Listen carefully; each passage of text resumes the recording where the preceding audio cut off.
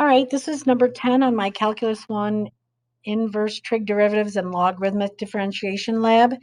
And this one, the title on the top of this is to use logarithmic differentiation to complete this. So I know you could do the quotient rule, and within the quotient rule, you could do the product rule, but I want you to practice using logarithmic differentiation. So in order to do that, you have to natural log both sides.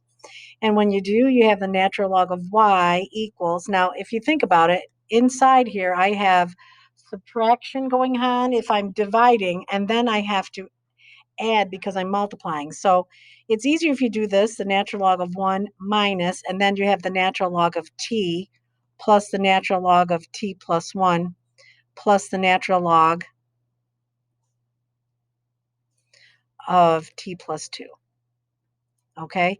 And what that does is it changes all these signs. So it ends up being fully expanded. The natural log of 1 minus the natural log of t minus the natural log of t plus 1 minus the natural log of t plus 2. So now this is fully expanded so that we can start doing the derivative. So I'm going to do 1 over y dy dt because that's our variable is t. And the derivative of the natural log of 1 is 0. So that's not going to be any point. So that's kind of gone.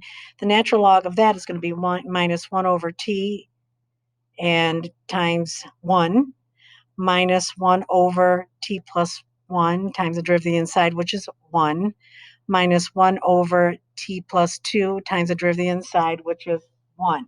Okay, so I've got that far. You're like, oh, that's pretty easy. And then now I've got to, on both sides, multiply by y to solve for dy dt.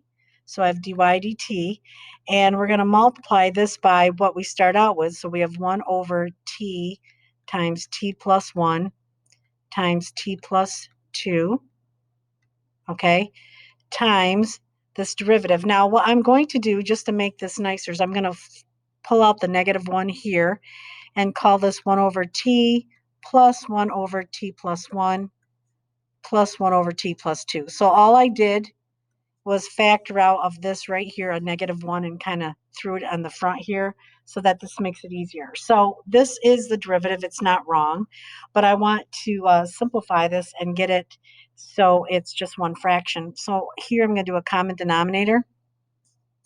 So I have dy dt here, or y prime if you will, is 1 over t times t plus 1 times t plus 2. Now this one multiplied by, this is also going to be t times t plus 1 times t plus 2. And then you're going to multiply it by the ones that, so like this one I'm missing a t, so I'm going to multiply it by t plus 1, t plus 2. And the second one I have a t plus 1, but I don't have these two, so plus t times t plus 2. And this last one I have a t plus 2, but I don't have t times t plus 1. So now basically I'm just simplifying it from here. So I'm going to multiply all this out. So I have dy dt.